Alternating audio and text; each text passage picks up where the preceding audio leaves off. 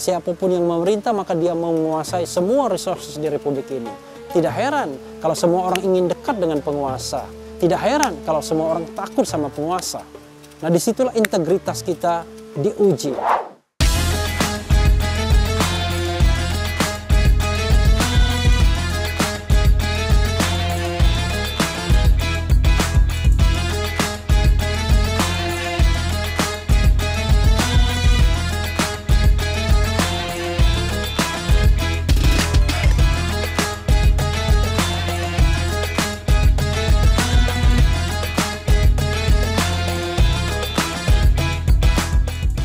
Assalamualaikum warahmatullahi wabarakatuh.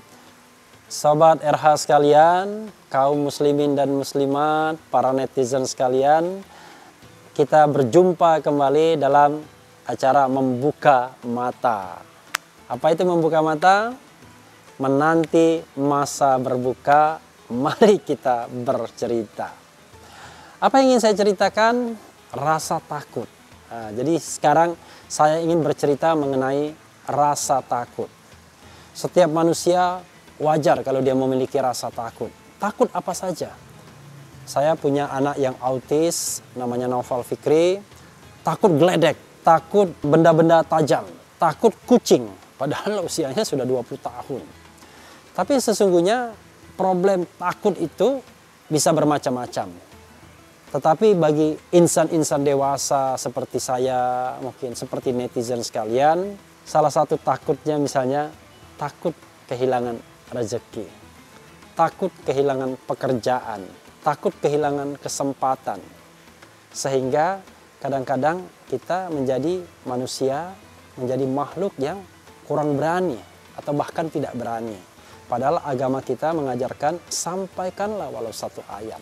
Karena kita takut kehilangan pekerjaan, karena takut kehilangan kesempatan, takut kehilangan klien, takut kehilangan rezeki, kita tidak sampaikan apa yang benar menurut ilmu pengetahuan yang kita punya. Karena sekali lagi, kebenaran itu tentu tidak mutlak. Kebenaran itu adalah kebenaran yang relatif sesungguhnya. Tetapi sebagai insan yang rasional, yang berakhlak, yang berilmu, kita harus meyakini sebuah kebenaran tersebut. Nah, saya kaitkan dengan bidang saya, hukum tata negara. Saya paham betul ilmu saya, ilmu hukum tata negara sangat terkait dengan pemerintahan.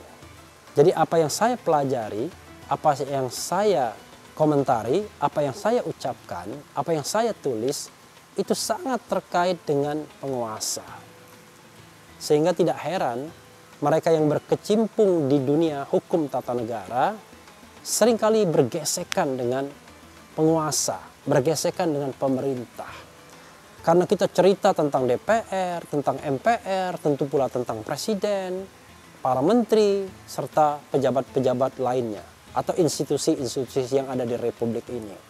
Tidak setiap saat pendapat kita sama dengan kebijakan penguasa. Kadang-kadang kita harus berbeda pendapat. Karena dalam pandangan ilmu pengetahuan yang kita yakini, apa yang dilakukan pemerintah, apa yang dilakukan penguasa salah, keliru.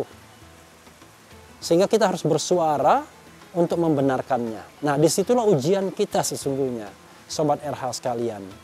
Kadang-kadang kalau kita sedang menduduki jabatan tertentu, kemudian kita sedang bekerja sama dengan pemerintahan misalnya, kita tahu bahwa resources ini adalah milik semua pemerintah. Siapapun yang memerintah maka dia mau menguasai semua resources di Republik ini. Tidak heran kalau semua orang ingin dekat dengan penguasa. Tidak heran kalau semua orang takut sama penguasa. Nah, disitulah integritas kita diuji. Apakah kita masih sanggup menyampaikan kebenaran menurut ilmu pengetahuan kita kalau kita anggap pemerintah keliru, pemerintah salah. Saya tidak tahu, Sobat RH sekalian, apakah saya sudah lulus ujian pada tahap itu. Tetapi sebagai makhluk yang lemah, makhluk Tuhan, saya hanya ingin berusaha jujur bahwa saya ingin berusaha menyampaikan sesuatu berdasarkan apa yang saya yakini, berdasarkan ilmu pengetahuan yang saya punya. Makanya di dalam channel YouTube saya ini ada rubrik yang namanya Jalan Lurus atau Jalur. Kenapa jalur? Karena pada waktu itu saya memikirkan bagaimana membuat statement, membuat opini, membuat sebuah pernyataan yang betul-betul di-guidance oleh ilmu pengetahuan yang saya yakini. Tentu untuk kebaikan. Jadi bukan karena ada tekanan dari pihak lain, bukan karena ada sponsor dari pihak lain, tapi betul-betul dari hati nurani, dari ilmu pengetahuan yang saya miliki. Tentu di dalam menyampaikan kritik, saya berpatokan pada dua hal. Pertama, tidak menyampaikan isu yang bersifat sara, suku, agama, ras, dan antar golongan. Yang kedua, saya berusaha tidak menyinggung pribadi. Saya tidak menyinggung hal-hal yang sifatnya personal. Tapi yang saya singgung, yang saya kritik adalah sikap, kebijakan seseorang sebagai pejabat publik. Adapun di ruang privat, adapun misalnya gaya berpakaian, gaya rambut dan lain sebagainya, it is not my business. Itu bukan urusan saya. Urusan saya adalah ketika saya harus mengkritik Presiden Jokowi misalnya, yang saya kritik adalah kebijakan dia. Yang saya kritik adalah apa yang dia lakukan bagi Republik ini. Apakah kemudian tidak ada yang baik yang dilakukan oleh pemerintah sekarang? Oh, tidak begitu. Banyak sekali yang baik yang sudah dilakukan. Tetapi bagaimanapun sebagai warga negara yang baik, kita juga harus berpartisipasi dalam posisi apapun kita. Kita menyampaikan pendapat, menyampaikan kritik bukan dalam rangka untuk membenci, bukan dalam rangka untuk menghina, bukan dalam rangka untuk mendiskreditkan, tapi dalam rangka sama-sama berpartisipasi dalam pembangunan bangsa ini dengan cara dan posisi yang berbeda.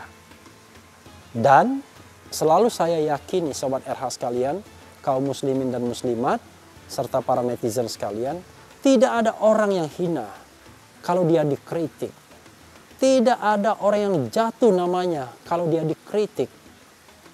Bahkan tidak ada orang yang terlihat buruk kalaupun dia dihina. Yang membuat orang buruk, yang membuat orang hina adalah karena kelakuannya sendiri, karena perilakunya sendiri. Itu saja sobat RH sekalian. Mudah-mudahan membuka mata kali ini bermanfaat bagi netizen semuanya, kaum muslimin dan muslimat, dan terutama sobat RH. Saya ucapkan selamat berbuka untuk hari ini, dan mudah-mudahan kita semua diberikan kesabaran, diberikan ketabahan dalam menghadapi situasi yang tidak seperti tahun-tahun sebelumnya. Tetap semangat, tetap sehat, tetap takwa, tetap tawadu. Semoga segera berlalu kegelapan ini. Wassalamualaikum warahmatullahi wabarakatuh.